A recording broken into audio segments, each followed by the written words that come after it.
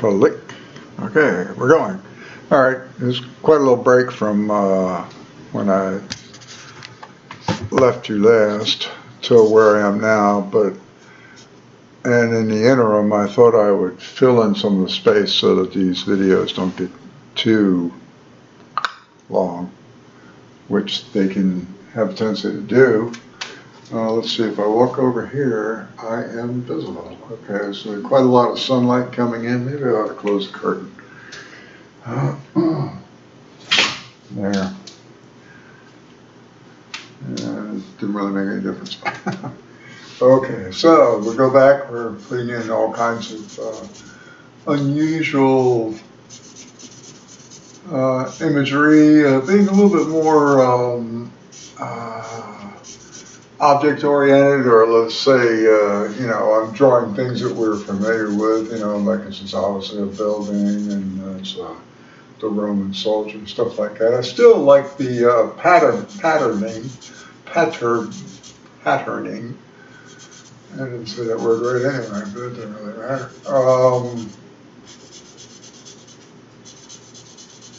Which adds, the kind of overlapping, very congested space that this type of drawing creates. I mean, it's not really anything new.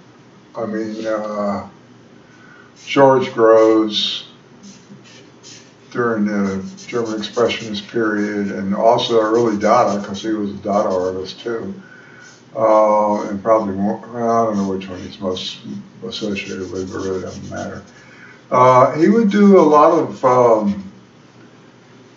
what I call crammed scenes where, little pockets of space and activity are all occurring all throughout his pictures, particularly mostly his drawings, at least as far as my familiarity with what he did is, because I've seen some of the paintings that are done in the same vein, but it seems like I've seen more of his graphic work, which is really cool. But he uses very, of course, he's not working on a scale like this, so, and I don't think they had any Sharpie pens back then. And so anyway, he's a good, if you're interested in doing these types of, this type of artwork, then he's a good one to look at.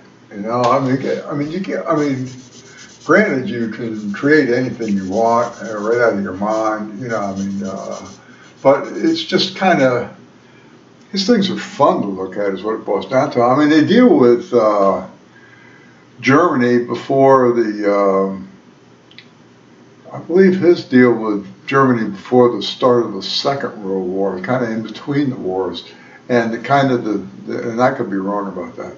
And he displays the decadence in German society, and there's all kinds of prostitutes, and which was a big issue with Kirchner too, and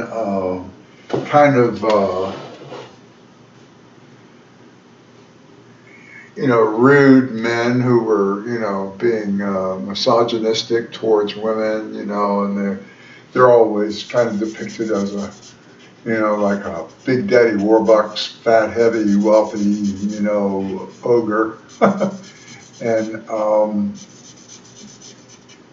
so there's a little bit of stereotypical stuff going on in his pictures, but they're still really great to look at, and I recommend them very highly. Another artist who I'm not sure if he's living or dead now, I don't know the truth, but who was a pop artist, and he would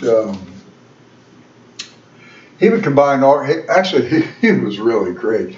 He would combine all kinds of images together. Of course, now he didn't do, just lines and just patterns and dots and stuff like that. He always dealt with objects, and his stuff. But James Rosenquist is the guy I'm talking about, and he's kind of, he lived two lives as a painter because, I mean, he would do those, you know, what were associated with pop art, I'll call them composite paintings. And I don't know if there's a name for them.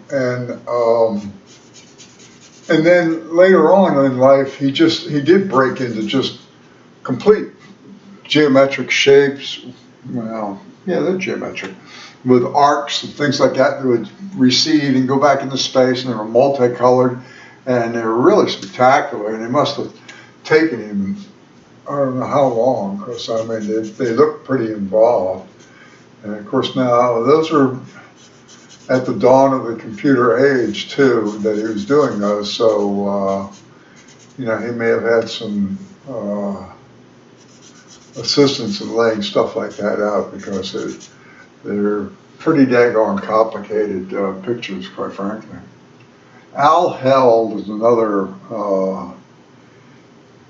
painter who kind of dealt with similar sort of images like Rosenquist's, you know, later stuff, and he had a lot of interesting shapes. I mean, it was kind of interesting because, well, it was kind of interesting to me because a lot of abstract expressionism, like most of the American abstract work, during that period of the 40s and the 50s, and even into the 60s, because a lot of the, I mean, de Kooning lived to, I don't know when he died. I think he died in the 80s.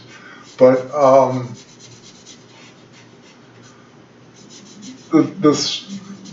the images, I mean, the composition, or however you want to define it, was always from my hand's a little screwed up. I have I'll explain that later. Dupuytren's contracture is what it's called. Anyway, it would start from the surface, and then the space relationships and the shapes work their way this way. So, I mean, what you had, I mean, perspective space is like a box of air.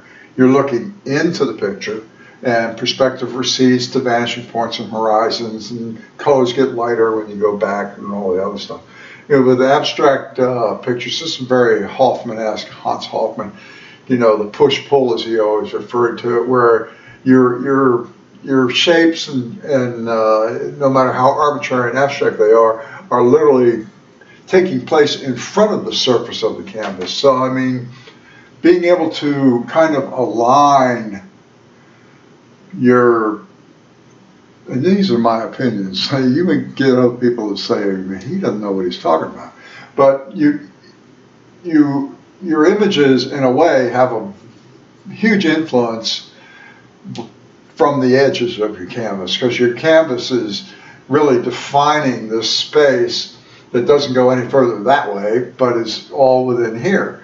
And it's kind of one of the reasons why, at least this is my interpretation, why a painter like Mark Rothko was the first guy to paint around the edges of a canvas. I mean, you probably see that a lot of people do it, and I don't really know why they do it, if you want to know the truth. I say that, and I got a painting over there where I did that. But I mean, because, I mean, if you've got a realistic painting, you know, I mean, a full perspective space, and maybe it's a landscape or an interior or whatever it is, you know, and then you paint around the edges. I mean, Rothko the reason he painted around the edges was to emphasize that this was an object existing in real space, the real space of the wall, the space that you were standing in and you were looking at. And there was nothing illusionistic to it. So he made it kind of like a wall sculpture in a way, although it was still painting. And so he painted around the edges to emphasize that idea. And when you see painters do that, and it's realistic, it's just to me, it's just a gimmick. And it kind of misses the point. It's all right to do it, just go ahead and do it. But I mean, I don't have anything against people doing it at all. But it just kind of misses the point of how a painting originally got painted around their edges, is what it boils down to. So it's a little art lesson today. Building is serious. I did a drawing one time and I called it City of Cheese. not an original idea because I saw a cartoon in New Yorker magazine, and that was the name of it. And I thought it was a great cartoon because all the buildings were flopping over and everything, and of course they looked like Swiss cheese because it was just, you know, window, and a brick, you know, like how cheese is actually cut out. And I just thought it was very funny, and so I've stolen that idea several times. Not that it really makes any difference because nobody's really seen them. New York Magazine has the best panel cartoonists, I guess you call them panel, single panel cartoonists in the world. There's no publication that even compares to it. That's all there is to it. I mean, not only for the inventiveness of the drawings, though some are pretty simple, but I mean, just for the mere, this is going to be weird, I'm going to be staggered here, these floors, but just for the mere cleverness of and the wit that's involved in the gag lines and all these things, you know, it's just, I mean, it's, they had one of that. I just love this cartoon. These guys are standing at a bar, and they're obviously business professionals. They got like suits on, all the other stuff. And down at the corner is this one fellow standing there leaning on the counter like that, but he's actually a dog, and you see he's got a dog's head and all the other stuff like that. The bartender's looking down to him, and he goes, "Scotch and toilet water?" That's a question. I died with that thing. I thought that was funny. I mean, if you ever own a dog, how many times they gone into the bathroom and drank out of the toilet, you know, and you'd be sort of watching TV and you just lap, lap, lap, lap, lap, lap, like, oh no, don't come over here and lick me, no. Just crazy stuff like that. I don't know. Gotta have a sense of humor, I reckon. Yeah. I mean, I mean, this is pretty crazy right here. There's a sense of humor involved with this, I think. I want some more black areas in here, you know, really kind of boom. I still haven't gone and bought that chisel tip marker, but there's always tomorrow. And I am a procrastinator for sure. I do put things off. I don't put off drawing though, I do drawing. I love drawing. So much fun. I would even go out into the, like, you know, nice parks and stuff like that, and not draw what was around me. You know, I wasn't drawing trees and stuff like that. I just draw whatever occurred to my mind while I was there, which there's no reason why you can't do that. And I think I had mentioned in the other video, my first video, that I did quite a lot of plein air painting, which I enjoyed doing. I mean, they were drawings as well as, well, I can actually show this to you in the time. I'm sorry, I just got back from going out to eat dinner, and I have the hiccups when I stick my head up. Okay, whoa, there it goes. And I did a lot of drawing, but I did also mostly watercolor. So, oh, I was getting really bad. I better have a drink of water, excuse me.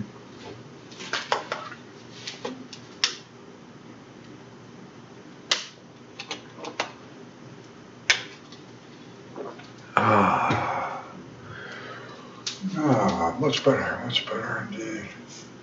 So, you know, it was a nice experience, and it gets you out of the house and get you out of just sitting around here doing artwork. Sometimes that can get overbearing. I don't know if some of the people watching this, or any of them, do artwork. You know, it's kind of nice to be able to get away from your confines quite often and experience things outdoors, you know. I mean, that was the big thing with the Barbizon painters, right? I mean, they were, you know, like Camille Corot and those people. I'm trying to think of Francois, I forgot his last name, but it doesn't really matter.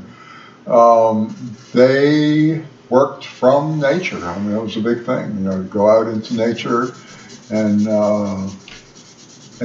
do their plein air painting. And of course, that idea carried over to the Impressionists, because the Impressionists were great plein air painters. They were just, and so were the Barbizon painters too. Corot is one of the best. And so I mean, it was, I guess, fathers and sons, or mothers and daughters, or whatever you want to say, mentor and students when it came to that type of relationship. Never really been a big fan of Turner, even though he's a great artist. And I did see the movie, and I really liked the movie. I thought it was a real, what do they call that, when they impromptu bit of acting, and or just improvisation, I guess, not impromptu, improvisation. And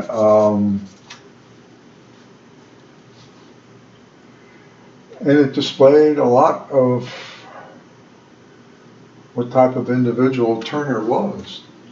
I assume it had some biographical research put into it. I really don't know. I didn't read anything about it, but I thought it was a good movie. And I think it won some awards, but I can't remember now. Not that awards verify that it's a good movie, but some movies really are excellent, like Birdman. I thought Birdman was fantastic. I kind of get a little. The Revenant was a good movie, very exciting, gripping, blah blah blah. It was also so blasted violent. It was just, I tell you, I used to like violent movies, and I got to a point now where I really don't like them anymore. Like The Departed. The Departed kind of turns your stomach. And that last one with Johnny Depp about the Irish mobster, I forgot the name of the thing, Black Monday or Black Sunday or something like that. It was just,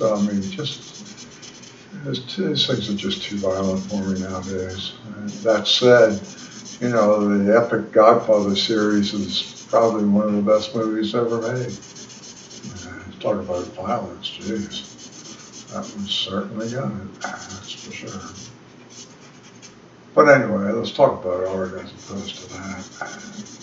I don't really mind. I mean, if one really wanted to, you could come up here with straight edge and stuff like that and clean all this stuff up and, make this thing very exacting as how you want to present your shapes and your images, which is certainly fine. It's very good, you wind up with, precisionism, you'd be like, how Mondrian's paintings were just all laid out with tape. You'd use Scotch tape. And, the painters who worked with what they call, I guess they refer to that as geometric abstraction, not always, but most of the time had extremely clean edges. And that was part of the early minimal school. I mean, one of the terms coined for it was called hard edge, because the edges were in relationship to what they were kind of reacting to, which was abstract expressionism, which had no hard edges in most instances. They were very particular to get very clean, sharp edges in their paintings, And I think a lot of that is just beautiful. I mean, I mentioned the Washington Color School once before, and those artists of Jules Zelinsky was not a Washington artist, but Nolan and Lewis and G. Davis and all of those are exceptional artists.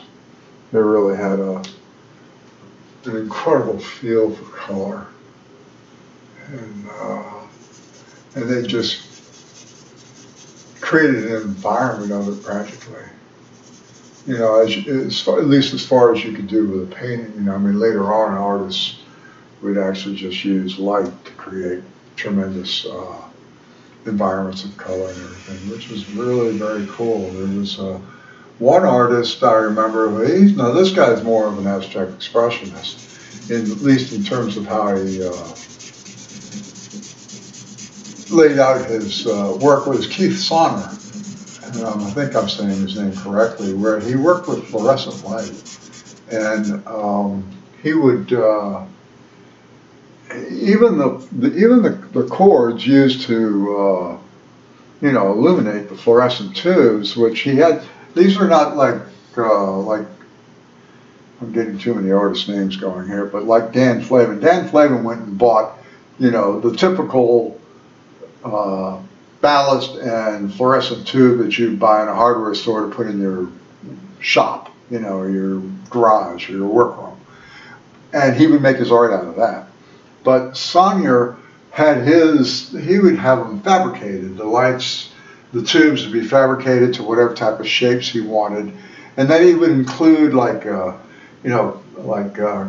big, large, colorful color areas, maybe of like some canvas or cloth hanging, and then the cords that were powering the fluorescent tubes were or are just part of the composition, and they would, you'd see all these things kind of drooping down, and it added to the overall effect of how the picture looked. I always liked his work because it was so bright and so, I think we all relate to color as light, and that's, although that was a criticism of Franz Klein's color work when he did color work, but I think all of us kind of like that whole concept. I remember there used to be, I don't know if this show exists anymore, it's called the Corcoran Biannual. The Corcoran is now owned by the Smithsonian, so I don't know if they have the biannual in there anymore or not. But they had a really great show one time back in the early 70s, and I went to it. And I believe the artist was Rockne Krebs. And what he did, and this was so cool, you went in this room and the room was dark. Okay, and from about this level, or maybe right here, up, was all mirror on this wall and that wall. And in this wall, he put little lights of laser light, and the beams would shoot across, hit the mirror, come back, hit the mirror, hit back, and it was just like, it was like strings of red light, of laser beam, and it was harmless. You can stick your hand up there and intercept it if you wanted to.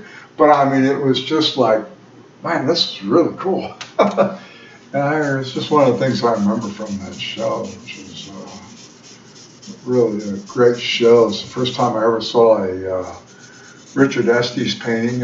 Here you are with all these abstract paintings, like Larry Poons had stuff there, and I don't know if de Kooning did or not, but there were a lot of painters, and then all of a sudden you had this escalator done by Estes, done with his style. Most people are familiar with his work of laser beam type of realism. It kind of added a lot to the show. It was really a great show. I don't remember what year that was now, but I'm pretty sure it was early 70s when I saw that. How am I doing on time? I can go a little longer here. I'm sorry. This might wind up being I'll probably work on it a little bit more without shooting video, so that I can get a little bit closer, so that I can keep this as a 3-video, set. Because I think more than that, people are just going to drop out and say, okay, I've had enough of this guy. And actually, I don't see anything wrong with that.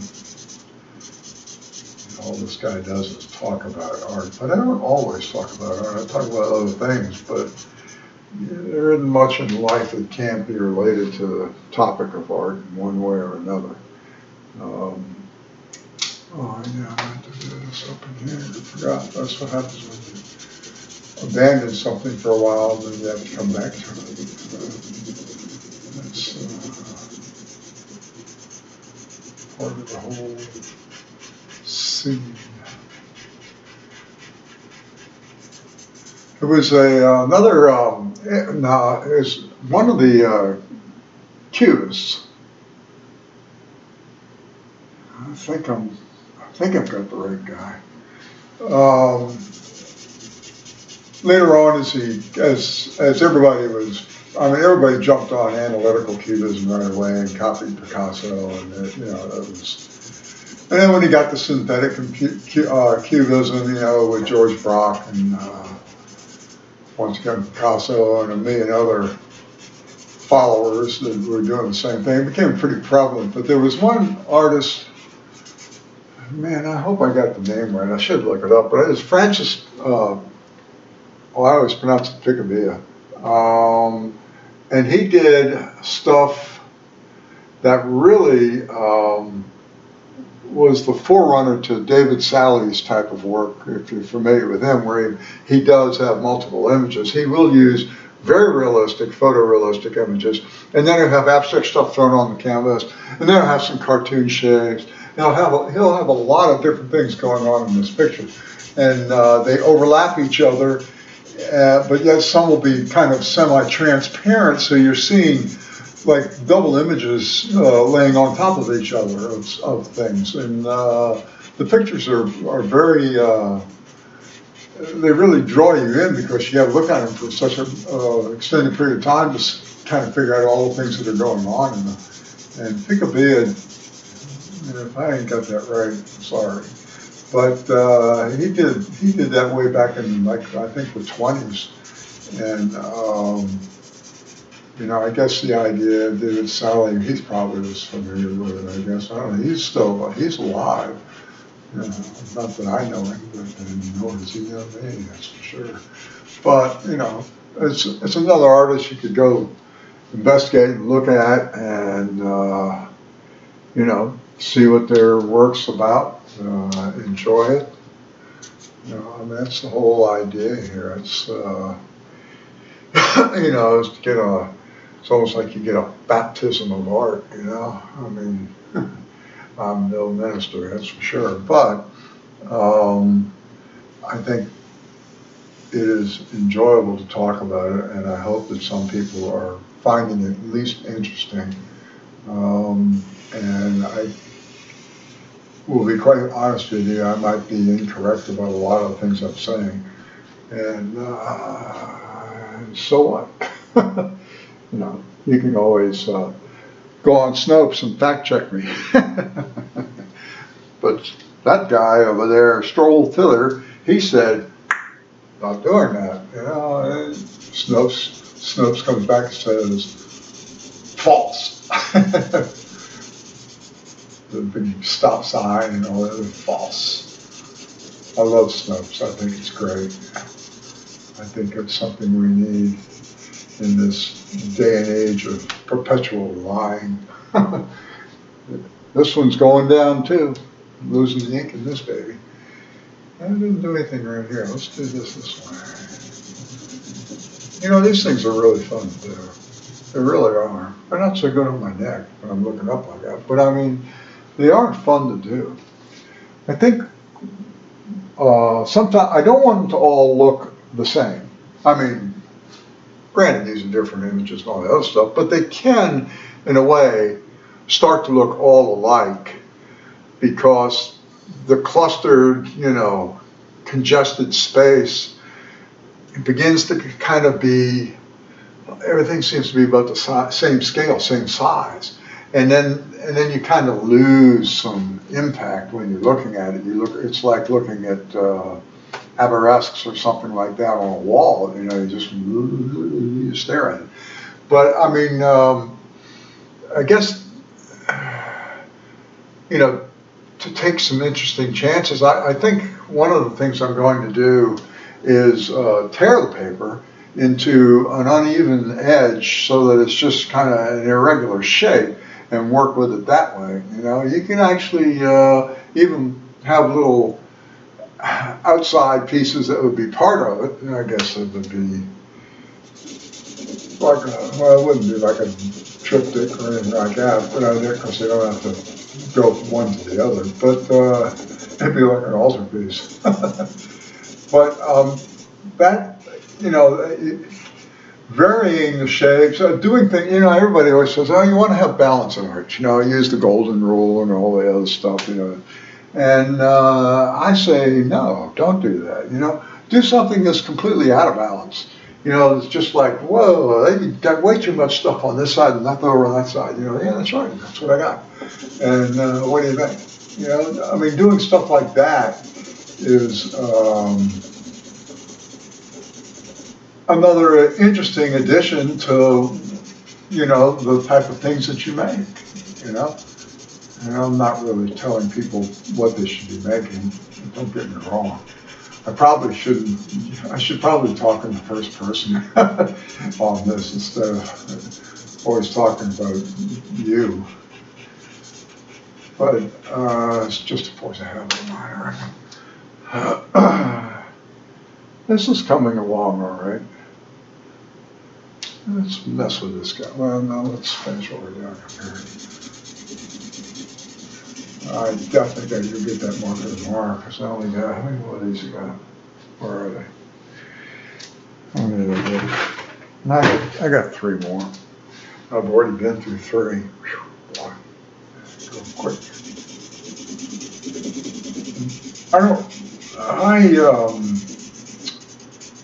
I have trouble with brushes. Now, even though I did watercolors for a long time, and I still do them, a brush doesn't fight me. You know, I mean, this does. You know, you have to bear down.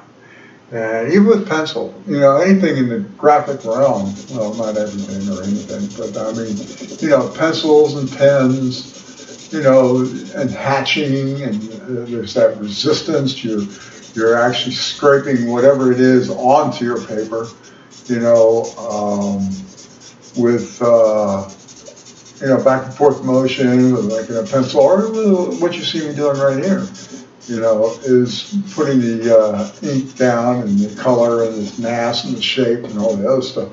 But there's a resistance that is, for me, useful. Whereas a brush, I don't know, if you're a little bit heavy-handed, and I'm obviously a whole lot heavy-handed, you can just look at this and see it, it doesn't fight back, you know, it's just kind of like, give me something to fight with, you know, make me fight back with this thing. That said, I advocate that everybody work with a brush because, I mean, I'm just talking about what I do and what type of things I like or I find important or significant for me. And clearly, I don't like it as a toothy thing, but that's too bad. I think I'll make it goofier. That's what I'll do. I'll put little round rivets in here. Looks like we're gonna look like Frankenstein. I put the bolt. Yeah, I got the bolts in Frankenstein's picture. Sure. I'm about ready to draw this thing to a halt here for now. Oops, forgot one there. Okay. Maybe I need a helicopter in this thing. That might be a big thing to put a helicopter in here. Okay, this is cool. Excuse me. Thank you for watching. I'll see you in the next part, which I'll probably be working on tomorrow. If you don't see me in different clothes, you'll know it's just a continuation today. But, and we will proceed from there. And I hope everybody's having a great time and have a very good day. and a good evening, and we'll see you later. Bye.